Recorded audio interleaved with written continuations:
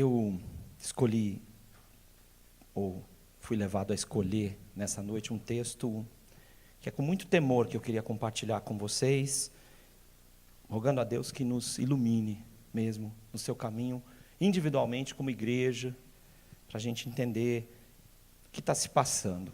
É uma passagem maravilhosa, graças a Deus por Jesus ser o nosso Salvador e aquele que andou no mundo para nos orientar e mudar a nossa vida. Queria que você acompanhasse, vai estar sendo projetado aqui. Eu escolhi a versão NVT, gostei muito da tradução deles, dessa vez, e escolhi essa versão. Vocês já têm observado que eu tenho oscilado entre as duas, isso é problemático para quem diz que Bíblia usar, e horas eu vou, para que tiver mais textual, eu faço essa escolha, essa adaptação. Tá?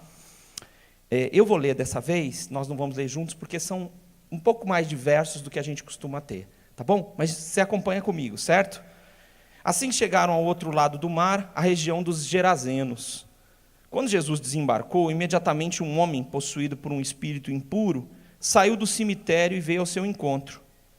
Esse homem morava entre as cavernas usadas como túmulos, e ninguém conseguia detê-lo, nem mesmo com correntes.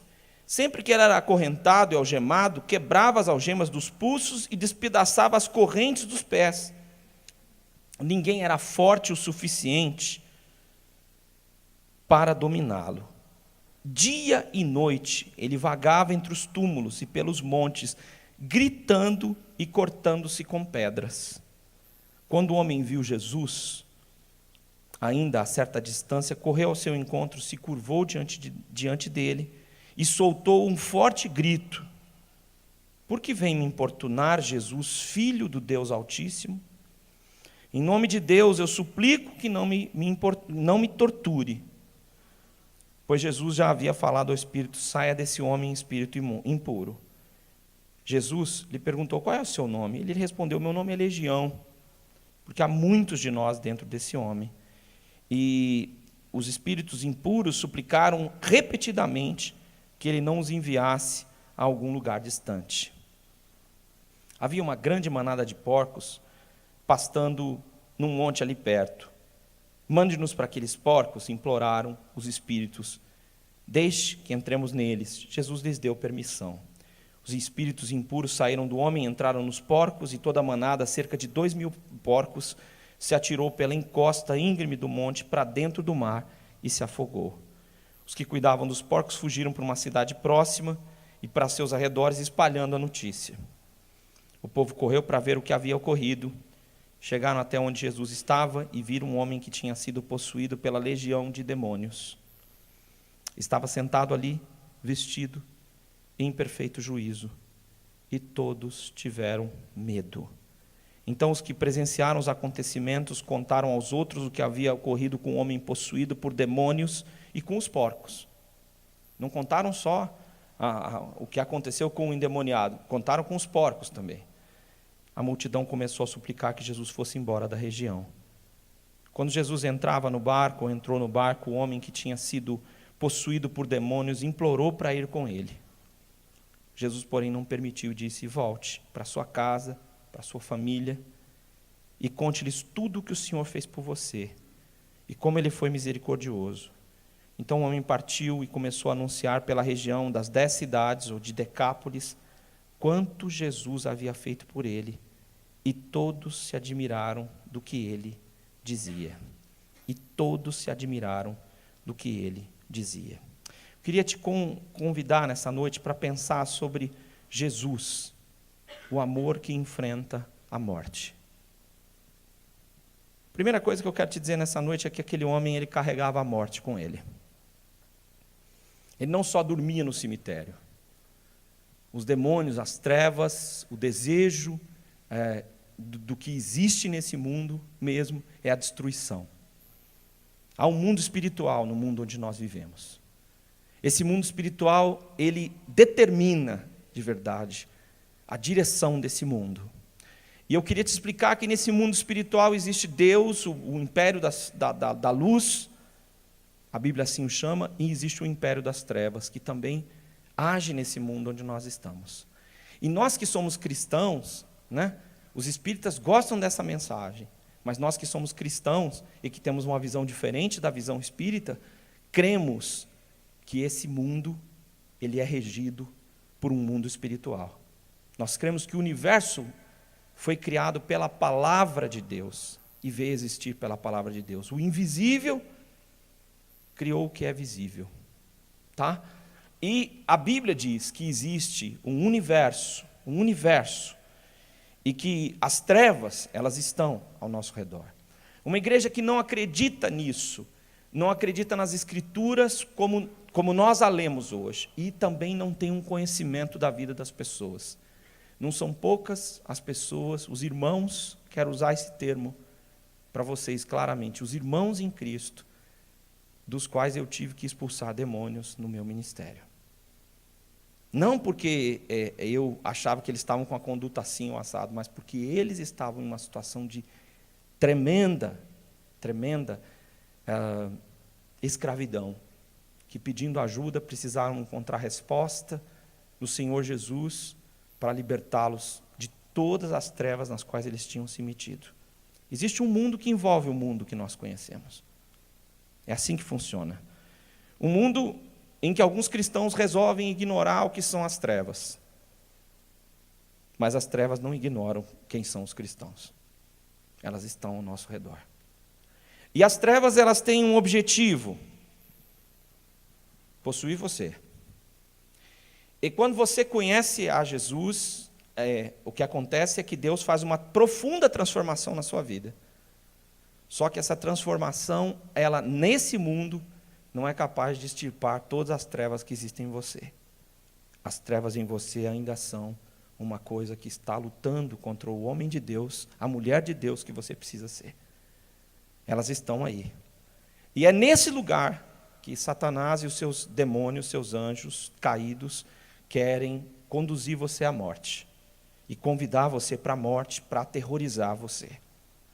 Os demônios, eles têm um objetivo. Para quem não conhece, para quem nunca passou por essas situações, um dos objetivos é fazer os crentes ficarem com medo, mesmo.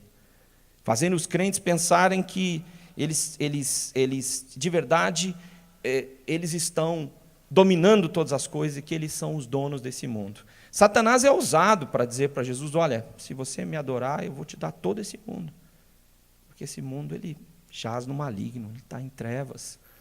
E eu quero te dizer que ignorar esse fato de que as trevas são uma situação do nosso mundo, tá? É ignorar uma coisa terrível que está acontecendo nos nossos dias. Eu não quero dizer que o homem não vai responder pelas suas ações, pelas suas atitudes, mas eu quero te dizer que as trevas estão operando poderosamente no mundo onde nós vivemos. Eu escolhi para vocês algumas cenas difíceis, mas necessárias para a gente ver nesse sentido. É onde se encontra a maior concentração de maras na Guatemala, com 1.500 elementos. São quase todos muito jovens, mas já cumprem penas perpétuas por múltiplos homicídios. Jorge, de 24 anos, já passou 7 na prisão e não deve sair tão cedo. ¿A cuánto te condenaron, Jorge? A 286 años que fueron revocados por la sala de sentencia, ya que no pudieron sentenciarme por falta de pruebas. Pero aquí está el nombre de él. Jorge começou a matar aos 9 anos. Fue una persona contraria a mi pandilla, ya que él había golpeado a uno de nosotros y yo le encontré a él, entonces a él le tocaba, entonces él no lo mató, pero yo sí. ¿Y cómo sucedió? ¿Cómo lo ejecutaste? Un par de tiros en la cabeza para que no se pudiera levantar ya más. ¿Y en total sabes cuánta gente has matado? Perdí la cuenta. Ya no está la cuenta de cuántos. Todo se olvida, de todos modos, ya están bajo tierra. Esse movimento está dos Estados Unidos até a América Central. Começou em El Salvador. Esses homens, esse grupo, que é uma facção, chama-se MS-13, e eles vêm de uma formiga extremamente venenosa, surgiu o nome deles de Mara. E para você ganhar uma posição, você tem que matar pessoas. Vocês já ouviram falar de gangues assim nas décadas de 70, mas elas existem e são diferentes das nossas. A morte, ela é uma realidade no nosso mundo. As pessoas estão levando a morte com elas. E se você quiser ouvir, você vai ouvir o clamor das pessoas. Porque elas estão, de fato, vivendo uma vida terrível. A Bíblia diz que esse homem dormia nos túmulos. A tradução que é feita aqui, o grego, ele usa a palavra túmulos mesmo. E ele diz que os túmulos que serviam como cemitério já é a maneira de explicar como funcionava. Ou seja, eram cavernas onde os mortos ficavam. Era aí que esse homem dormia. Tá? Então a morte estava muito perto dele. Ninguém conseguia amarrá-lo. E quando se reunia talvez um grande grupo para falar, vamos amarrá-lo, eles amarravam as mãos e os pés, mas tudo que eles colocavam não era suficiente para fazer com que aquele homem ficasse aprisionado. E a Bíblia diz que à noite que esse homem clamava, e é assustador, ele não fala baixo, ele fala gritando mesmo, e se cortava. Se cortava. A Bíblia diz que o ladrão vem somente para matar, roubar e destruir. Eu vim para que vocês tenham vida e a tenham em abundância. Gente, a morte está perto das pessoas, as pessoas estão se cortando, as pessoas estão, de fato, vivendo vidas em que elas não têm esperança. O que você hoje chama de esperança é desconhecido para centenas de milhões de pessoas. Sabe? A morte está próxima das igrejas. As igrejas no Brasil têm o costume de ter um cemitério no fundo. Isso era uma maneira de sacramentar ou sacralizar a morte dos fiéis. Mas queiramos ou não, os cemitérios estão nos fundos das igrejas. A morte deseja se impor sobre a sua vida. O que é a morte? Quer dizer que você não vai conseguir. Ela deseja se impor sobre a sua família. E a nossa política no nosso país está revelando o sofrimento do nosso povo. O que o nosso povo pensa? Existem pessoas que estão resolvendo destruir os outros, matar outras pessoas, para declarar explicitamente as suas opiniões. Já pensou? Ou você concorda comigo ou eu te mato.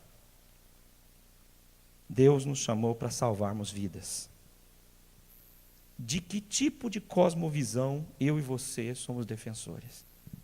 Existem alguns cristãos que são da extrema esquerda, o que eu acho incoerente com o Evangelho, e existem cristãos que são defensores da extrema direita, o que eu acho incoerente para o Evangelho. E eu não estou falando das eleições de agora.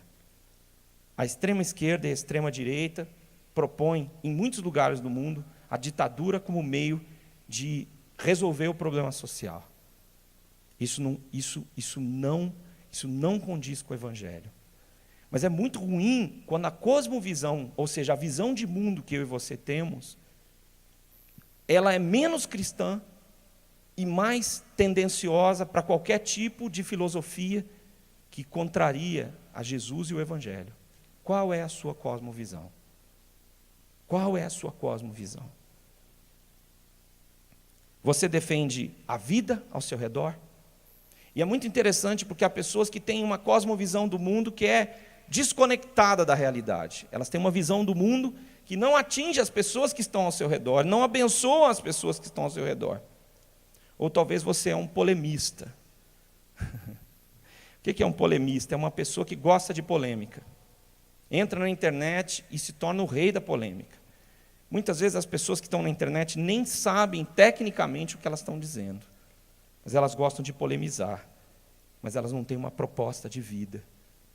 Eu e você não somos pessoas que carregamos a morte. Nós carregamos a vida. A vida está em nós. Foi o que nós cantamos nessa noite. Que Jesus me encontrou. E que a morte que estava em mim, o peso que eu carregava, Ele me libertou. A vida está em você.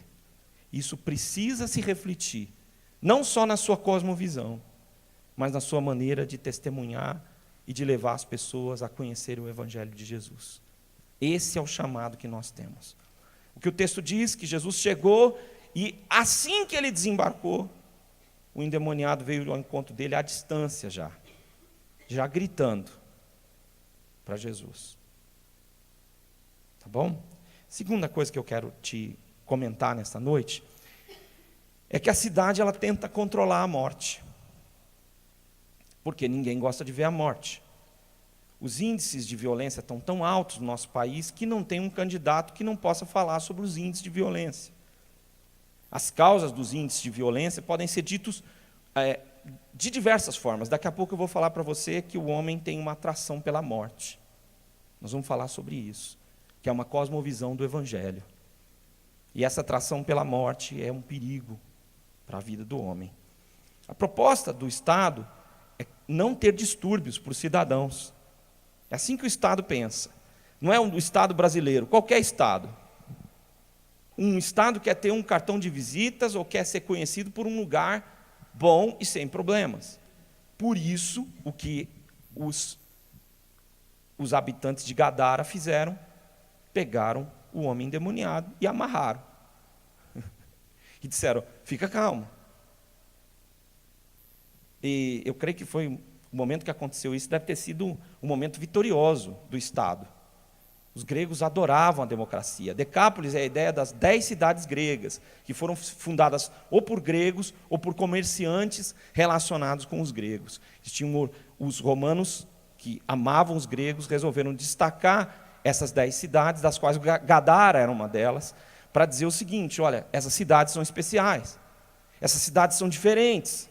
E os cidadãos, então, de um lugar que é o berço da democracia, reuniram-se e disseram, vamos prender esse homem porque ele está causando distúrbios, ele tem problemas. Nós vamos fazer o seguinte, vamos afastá-lo e vamos aprisioná-lo. O texto diz que não existem cadeias que podem aprisionar esse homem, nem nas mãos, nem nos pés, nem em lugar nenhum, porque eles podiam, depois que amarraram as mãos e os pés, podiam colocar dentro de uma cela, mas inclusive as celas não eram capazes de conter esse homem.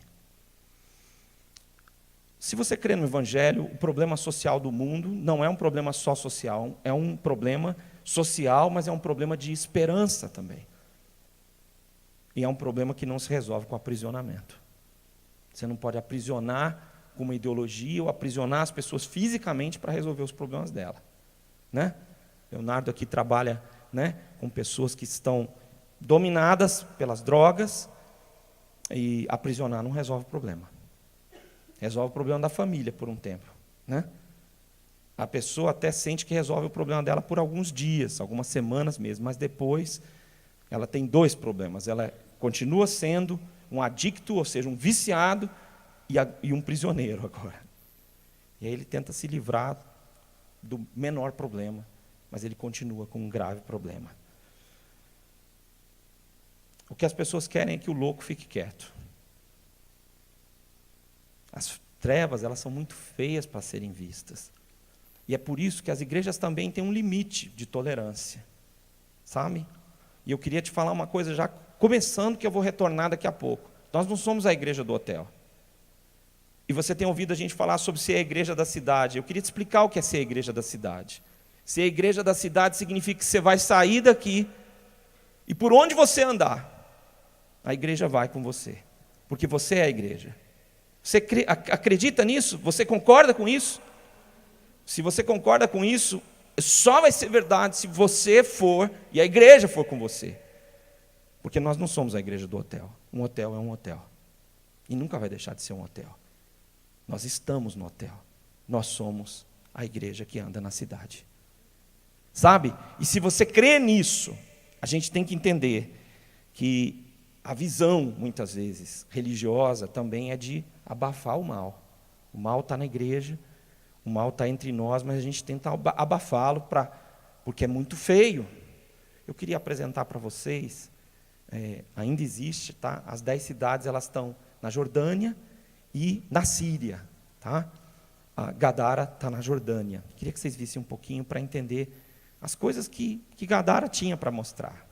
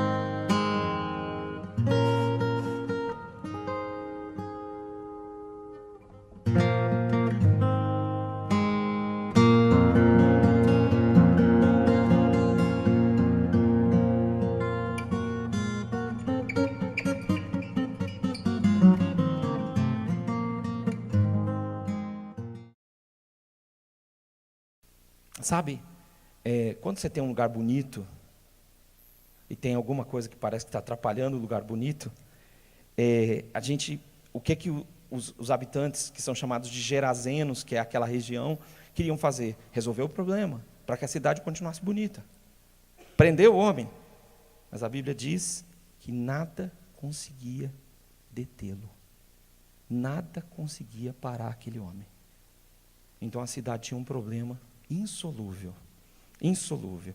Não existem prisões suficientes para atar a escuridão. Tá? Isso é uma coisa que você precisa entender. Não existe um sistema social, político, religioso, econômico, que possa fazer o que o nosso Deus, na pessoa de Jesus, fez. Ele tomou a nossa escuridão sobre si. E não existe nenhum sistema que possa fazer isso que Jesus fez.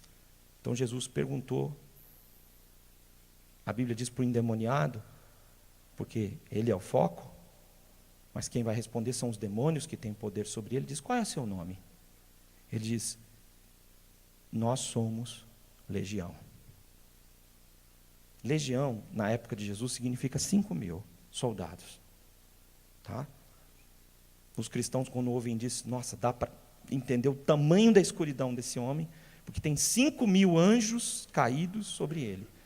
Só que eu queria te explicar que no mundo espiritual não funciona assim.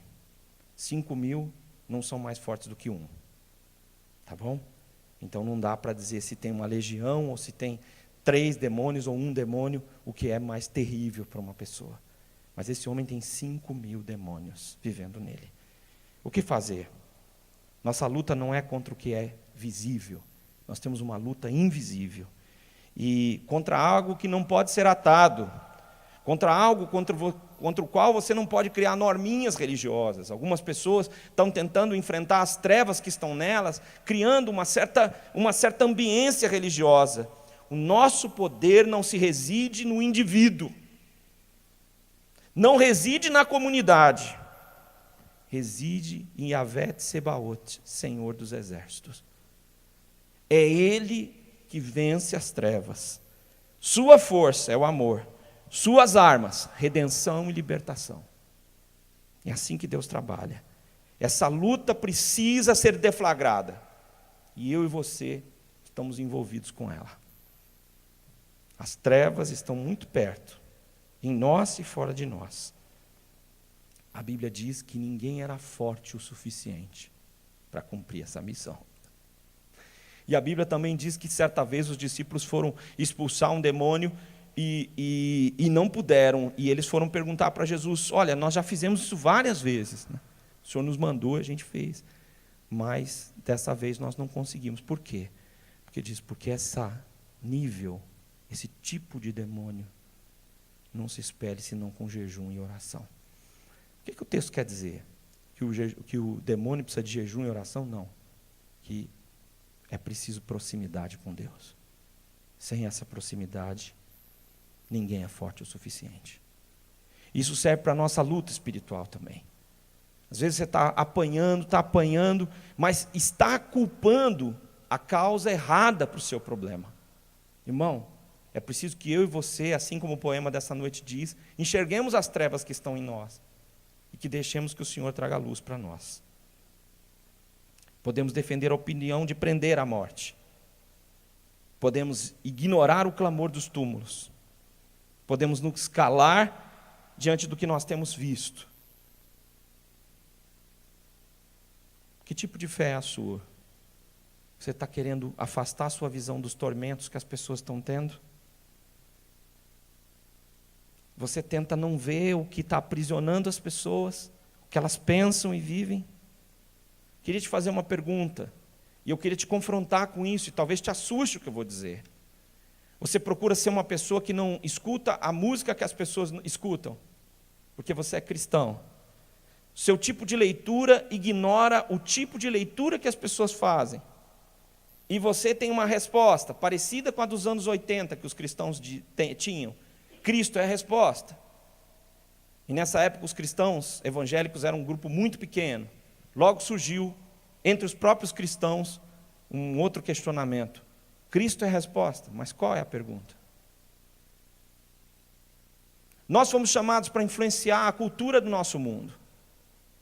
Cultura que talvez você não saiba nem o que quer dizer. Você sabe o que é graça comum? Sabe o que é graça comum? Significa que Deus está agindo livremente no nosso mundo. E que Ele é livre, inclusive, para levantar louvor das pedras que estão nas ruas. Se Deus quiser, Ele faz o indivíduo escrever uma música que fala mais de Deus do que algumas músicas de algumas pessoas que se chamam cristãos. Sabe por quê? Porque Ele é Deus.